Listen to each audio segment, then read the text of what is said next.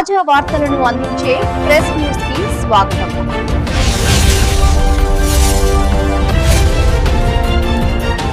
నమస్తే, welcome to press news. బులెటిన్ల ముందుగా headlines చూద్దాం.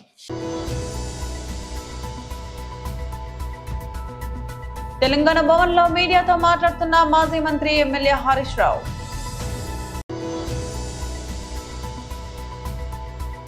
ఎస్ఆర్సీపీ మహిళా విభాగం వర్కింగ్ ప్రెసిడెంట్ కాకాని పూజిత ప్రెస్ మీట్.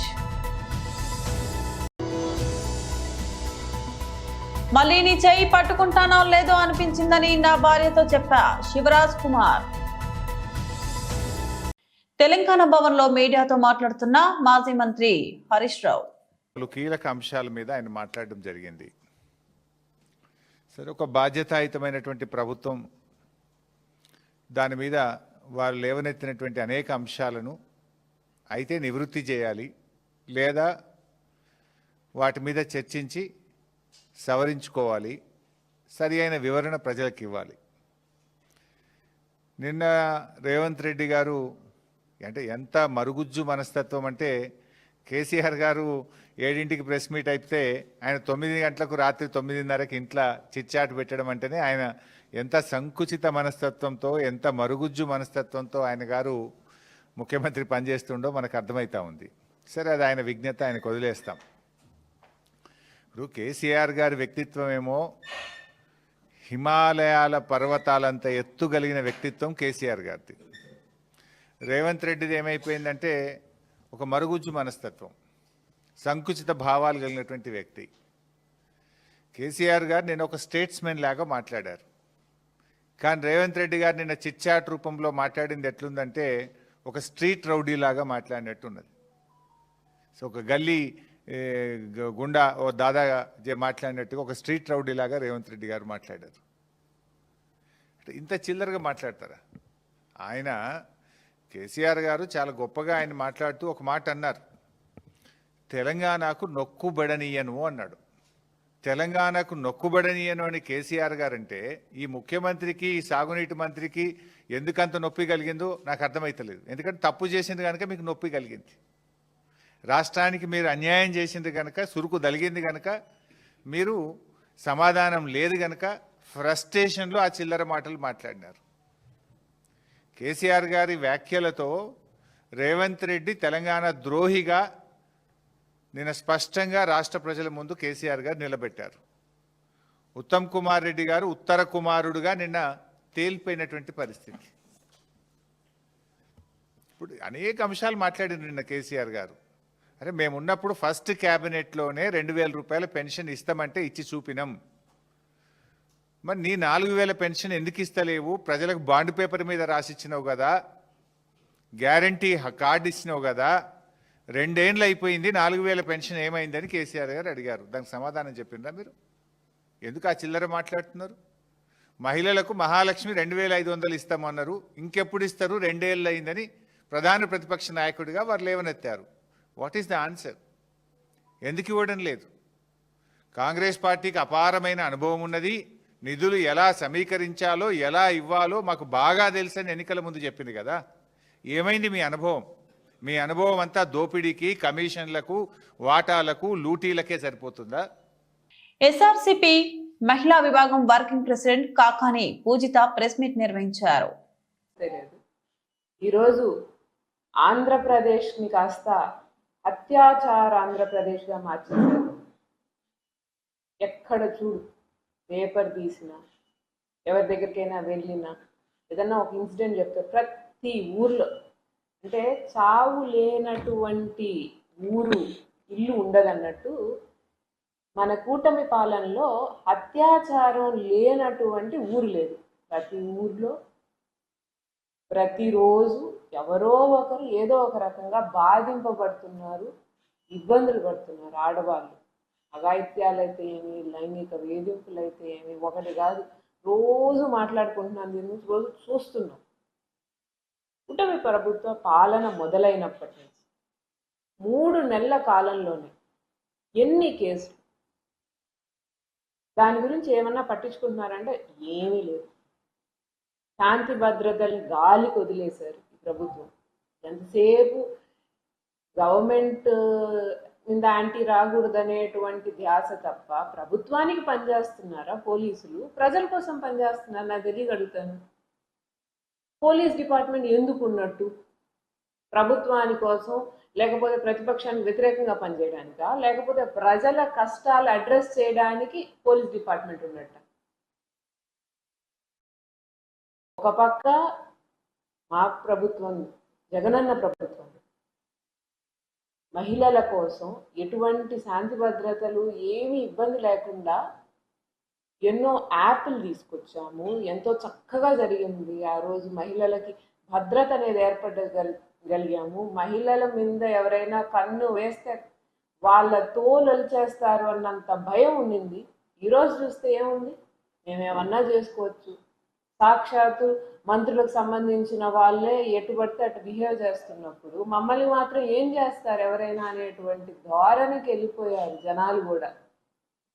ఎందుకంటే మనం అనుకుంటాం జగనన్న చేతల ముఖ్యమంత్రి, ఆయన చెప్పింది చేశారు, మహిళలకి రక్షణ కల్పించారు. అదే చంద్రబాబు నాయుడు గారు మాత్రం మాటల ముఖ్యమంత్రి. ఎప్పుడు ఎత్తుకో, నేను అట్ట చేస్తాను, నేను ఇట్ట చేస్తాను, ఆడవాళ్ళని కానీ మీరు కన్నెత్తి చూశారని అంటే అదే వాళ్ళకి ఆఖరి రోజు, లేకపోతే ఎవరైతే ఆడవాళ్ళ మీద ఏమైనా అత్యాచారం చేస్తారో వాళ్ళ గుండెల్లో నిద్రపోతానన్నారు. ఏది ఎక్కడ కనపడరు? యథావిధిగా అత్యాచారాలు, అఘాయిత్యాలు రోజు కంటే ఎక్కువ అవుతున్నాయి తప్ప ప్రతిరోజు తక్కువ అయ్యేటువంటి అవకాశం కనపడట్లేదు. కనీసం 13 ఏళ్ల పిల్ల పాపం, ఆ అమ్మాయిని 18 రాత్రి వీళ్ళు తీసుకెళ్తే 21వ తేదీ దాకా ఆ అమ్మాయి బయటపడి వచ్చేంత వరకు నలుగురు కలిసి ఆ అమ్మాయికి మాయమాటలు చెప్పి. క్యాన్సర్ మహమ్మారి నుంచి ప్రముఖ కన్నడ నటుడు శివరాజ్ కుమార్ బయటపడ్డ సంగతి తెలిసిందే. క్యాన్సర్ సర్జరీ జరిగిన నాటి రోజులను ఆయన తాజాగా గుర్తు చేసుకున్నారు. తాను మళ్ళీ తిరిగి వస్తానని అనుకోలేదని చెప్పారు. తాను తాజా చిత్రం 45 ప్రమోషన్లలో భాగంగా ఆయన చెన్నైలో ప్రెస్ మీట్ నిర్వహించారు. ఈ సందర్భంగా శివరాజ్ కుమార్ మాట్లాడుతూ, గత డిసెంబర్ లో ట్రీట్మెంట్ కోసం అమెరికా వెళ్లానని, ఆ సమయంలో తాను ఎంతో భావోద్వేగానికి గురయ్యానని చెప్పారు. సర్జరీ అయిన 5-6 గంటల తర్వాత స్పృహలోకి వచ్చానని తెలిపారు. మళ్ళీ నీ చెయ్యి ఇలా పట్టుకుంటానో లేదో అనిపించిందని తన భార్యతో చెప్పానని వెల్లడించారు. సర్జరీ తర్వాత ఇండియాలో అడుగు పెట్టిన తర్వాత ఎంతో ఎమోషనల్ అయ్యానని, తన యోగక్షేమాల గురించి ఎవరు ఫోన్ చేసినా కళ్ళలో నీళ్లు తిరిగేవని చెప్పారు. డబ్బు సంపాదించొచ్చు, కానీ ప్రేక్షకుల అభిమానాన్ని పొందడం కష్టమని అన్నారు. 45 సినిమా ఈ నెల 25న కన్నడలో, జనవరి 1 తెలుగులో విడుదల కాబోతోంది. ఈ చిత్రంలో ఉపేంద్ర, రాజ్బీ శెట్టి కీలక పాత్రలు పోషించారు.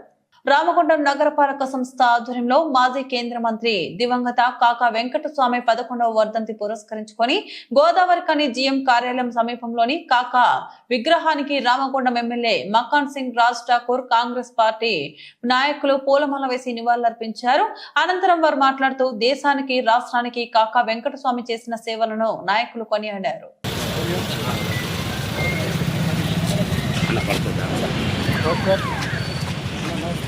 సారీ హలో శాంబాయ్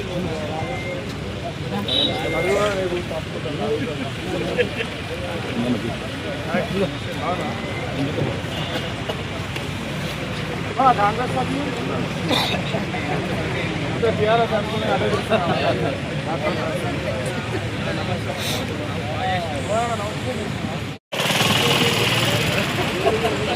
ఎక్కిపించింది ఎక్కపోయి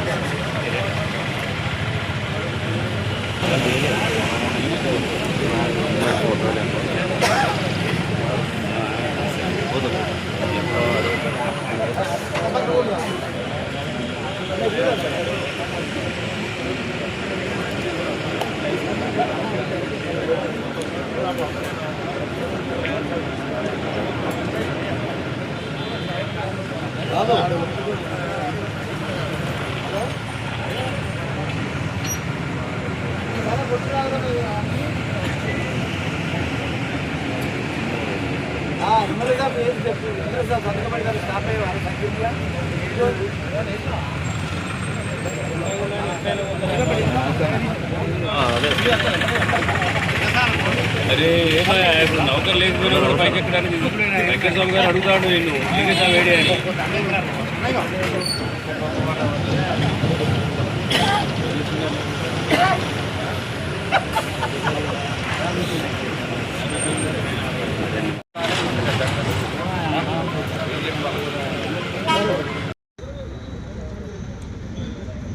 రామగుండం భారతదేశానికే కాకాగా గౌరవంగా పిలుచుకునేటువంటి బలహీన వర్గాల నాయకుడిగా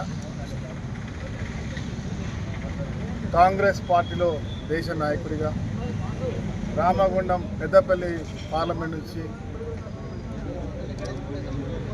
ప్రాతినిధ్యం వహిస్తూ కేంద్రంలో మంత్రిగా ఈ ప్రాంతంలో ప్రతి ఒక్కరి కుటుంబ సభ్యుడిగా కాకగా చిరుపరిచయం ప్రతి ఒక్కరికి ఇష్టమైన నాయకుడిగా ఉన్నటువంటి గౌరవ స్వర్గీయ వెంకటస్వామి కాక గారు 11వ వర్ధంతి సందర్భంగా రామగుండం నియోజకవర్గంలో రాష్ట్ర వ్యాప్తంగా ఈరోజు కాంగ్రెస్ పార్టీ పెద్ద ఎత్తున వారిని గుర్తు చేసుకుంటూ వారికి నివాళులు అర్పిస్తూ వారు చేసినటువంటి సంక్షేమాలు దేశానికి చేసినటువంటి వారి యొక్క సేవను గుర్తు చేసుకుంటూ వారి బాటను నడవాలని ఇలా కాంగ్రెస్ పార్టీ ఘనమైనటువంటి నివాళులు అర్పించే కార్యక్రమాన్ని నిర్వహించింది. ఈరోజు రామగుండం నియోజకవర్గంలో కూడా పెద్ద ఎత్తున ప్రతిసారి వారి జన్మదినం కావచ్చు మరి ఇలాంటి ఈ కార్యక్రమాన్ని కూడా నిర్వహించుకుంటూ ప్రతి సంవత్సరం కాంగ్రెస్ పార్టీ శ్రేణులందరం కూడా ఈరోజు ఘనంగా నిర్వహిస్తాం. వారికి కాంగ్రెస్ పార్టీ నాయకులు కుటుంబాల పక్షాన రామగుండం నియోజకవర్గం నివాళులు అర్పిస్తూ వారి యొక్క ఆశయాలను కొనసాగిస్తూ ఈరోజు కాంగ్రెస్ పార్టీ ఈ ప్రాంతాన్ని రామగుండం నియోజకవర్గం అత్యద్భుతంగా అభివృద్ధి చెందాలనే ఆకాంక్ష ఈరోజు మరి శాసనసభ్యుడిగా నాకు అవకాశం ఈ ప్రాంత ప్రజలందరూ కూడా కల్పిస్తారు. అనేక సంవత్సరాలుగా వారు ఆ రోజు చేసినటువంటి పార్లమెంట్ సభ్యులుగా సింగరేణిలో కార్మికుల అంశంలో సంస్కరణలు తీసుకొచ్చినటువంటి సింగరేణిని కాపాడడానికి ఆ రోజు కేంద్ర ప్రభుత్వంతో నిధులు ఏర్పాటు చేసి ఈ ప్రాంతాన్ని కాపాడారు. తర్వాతి కాలంలో మరి ఆ కుటుంబం నుంచి మా కాంగ్రెస్ పార్టీ నాయకులందరూ కలిసి మృతపడ్డ ఆర్ఎస్ఏను తీసుకొచ్చినటువంటి చరిత్ర, ఎన్టీపీసీని ఎక్స్పాన్షన్ చేసిన చరిత్ర. ఈరోజు మళ్ళీ 10 సంవత్సరాల కాలంలో రామగుండం పూర్తిగా వందలగడ్డగా చేసిన చరిత్ర గత బీఆర్ఎస్ పాలకులు. బీఆర్ఎస్ పార్టీ పుట్టిందే ఆ రోజు కాకా ఆశీర్వాదం. కాకా అనే వాళ్ళు లేకపోయేది ఉంటే ఇవాళ బీఆర్ఎస్ పార్టీ ఉండేది కాదు. దాంట్లో 10 సంవత్సరాలు ఈ రాష్ట్రంలో గడిల పాలన నిర్వహించినటువంటి చరిత్ర ఉండేది కాదు. ఒక తెలంగాణ సాధన చేయాలనే ఒక సంకల్పంలో తెలంగాణ వాదులందరూ ఒకటి కావాలన్న నినాదంతో తీసుకొస్తే 2 కోట్లు పెట్టి 10 సంవత్సరాలు దొరల పాలన కొనసాగించారు. ఆ సమయంలోనే ఇవాళ రామగుండం తెలంగాణ ఉత్తర తెలంగాణ అత్యద్భుతంగా ఎదగాల్సిన దాన్ని మరి ఎందుకనో కేసీఆర్ గారు ఈ ప్రాంతాన్ని భ్రష్టు పట్టించే కార్యక్రమం వందలగడ్డ చేసి చేసుకొని కూర్చుంటానటువంటి నాయకుడు ఈ ప్రాంతాన్ని అనేక మంది వారికి సంబంధించిన నాయకుడు ఇలా హరీష్ రావు గారు కావచ్చు, ఈశ్వర్ గారు కావచ్చు, ఇక్కడ ఉన్న అనేక మంది నాయకులు గోదావరి నుంచి రామగుండం దాకా 1,00,000 దీపాలని, 1,00,00,000 దీపాలని దేశానికి వెలుగునిస్తున్నటువంటి ప్రాంతాన్ని చీకటిమయం చేస్తున్నారని చెప్పి పోరాటం చేశారు.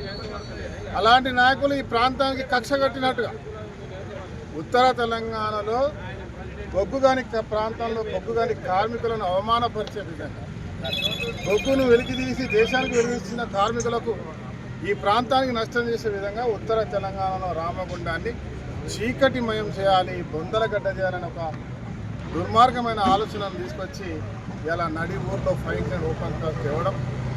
వరంగల్ జిల్లా వర్ధనపేట మండలం దమ్మన్నపేట, చంద్రుతండ, అంబేద్కర్ నగర్ గ్రామాల్లో నూతనంగా ఎన్నికైన సర్పంచులు, ఉప సర్పంచులు, వార్డు సభ్యులు ప్రమాణ స్వీకార కార్యక్రమాలు ఘనంగా నిర్వహించారు. గ్రామ ప్రజల మధ్య ఉత్సాహ వాతావరణంలో ఈ కార్యక్రమాలు కొనసాగాయి. ఈ కార్యక్రమాలకు వర్ధనపేట ఎమ్మెల్యే కేఆర్ నాగరాజు హాజరై నూతనంగా ఎన్నికైన ప్రజాప్రతినిధులకు దిశానిర్దేశం చేశారు. ప్రజల ఆశలు, ఆకాంక్షలను గౌరవిస్తూ ప్రజాసేవలో నిబద్ధతతో పనిచేయాలని సూచించారు. బల్లవాణి శాసనం ద్వారా ఏర్పాటు చేయ okay ready sir.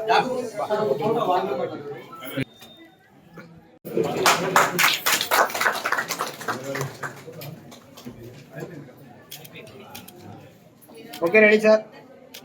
Shri Cheeturi Raju అను నేను శాసనం ద్వారా ఏర్పాటు చేయబడిన భారత రాజ్యాంగం పట్ల నిజమైన నమ్మకం మరియు విధేయత కలిగి ఉండి నేను స్వీకరించబోతున్న విధిని నమ్మకంగా నిర్వహించేదనని భగవంతుని పేర సత్య నిష్ఠతో ప్రమాణం చేయుచున్నాను.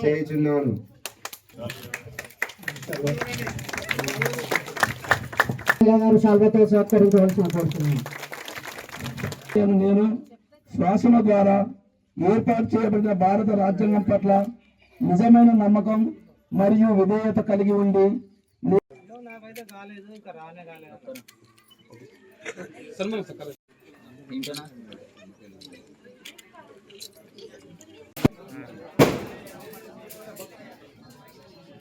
సేవాభావంగానే ఉండాలి తప్ప దోసుకునే విధంగా దాచుకునే విధంగా ఉంటే మనల్ని ఎప్పుడు కూడా చరిత్రహీనులాగా చూస్తారు. కాబట్టి మనం ప్రజల గుండెల్లో ఉండాలంటే ఎప్పుడు కూడా సాధ్యమైనంత వరకు మనం ఎవరికి చెడు చేయకుండా మంచి చేసే ప్రయత్నం చేద్దాం. కాబట్టి మీ అందరి ఆశీస్సులతో నేను కూడా ఎమ్మెల్యే అయినా కాబట్టి నేను అదే విధంగా నడుచుకుంటున్నా. కాబట్టి తప్పనిసరిగా మా చిట్టి చాలా చదువుకున్నాడు, విజ్ఞానవంతుడు. ఈవెన్ తుమ్మల మినిస్టరు అందరూ కలెక్టర్ ఆఫీస్ వచ్చిన మాట్లాడినప్పుడు రైతుల విషయంలో, ధరణి విషయంలో చాలా చక్కగా మాట్లాడి అక్కడ అందరితోని శభాష్ అనిపించుకున్నాడు. కాబట్టి ఇలాంటి చదువు అనేది, విజ్ఞానం అనేది ఇంపార్టెంట్. మా సోదరులందరినీ కూడా, మా తల్లులందరినీ కూడా రిక్వెస్ట్ చేస్తున్నా, మన పిల్లల్ని చదివియండి.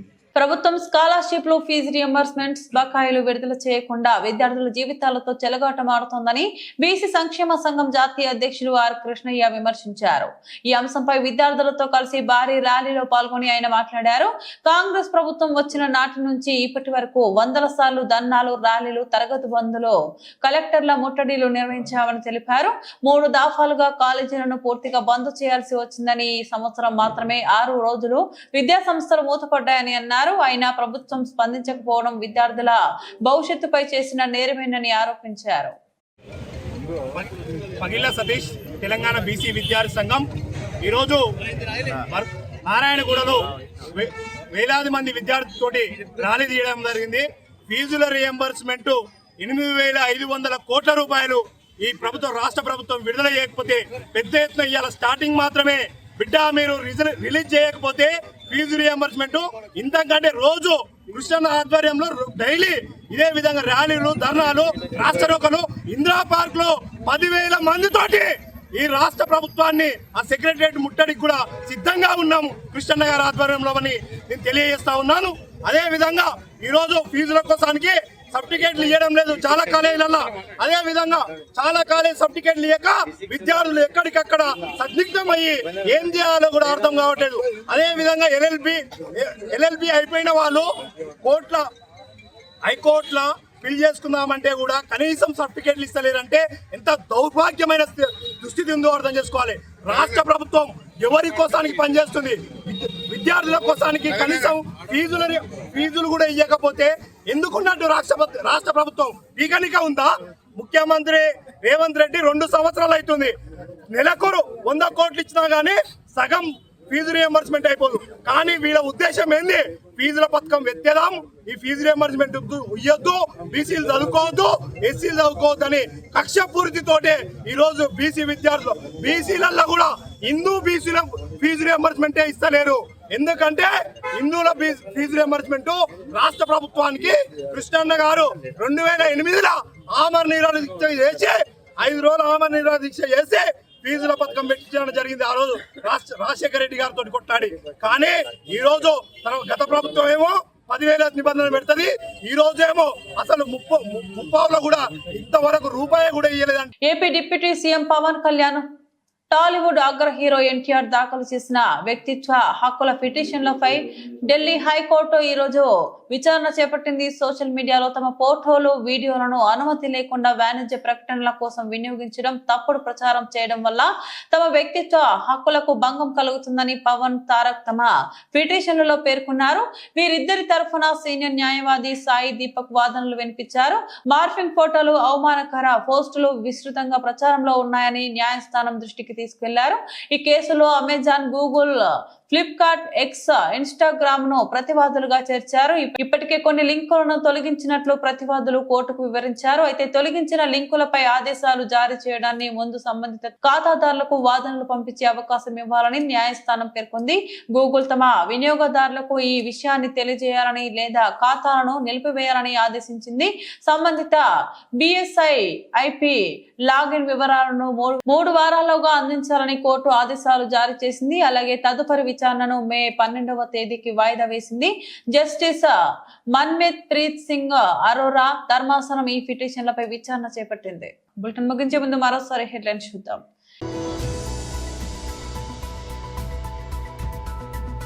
తెలంగాణ భవన్ లో మీడియాతో మాట్లాడుతున్న మాజీ మంత్రి ఎమ్మెల్యే హరీష్ రావు.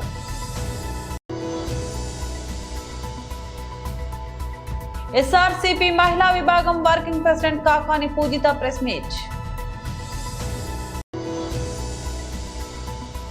మళ్ళీ నీ చేయి పట్టుకుంటానో లేదో అనిపించిందని నా భార్యతో చెప్పా, శివరాజ్ కుమార్.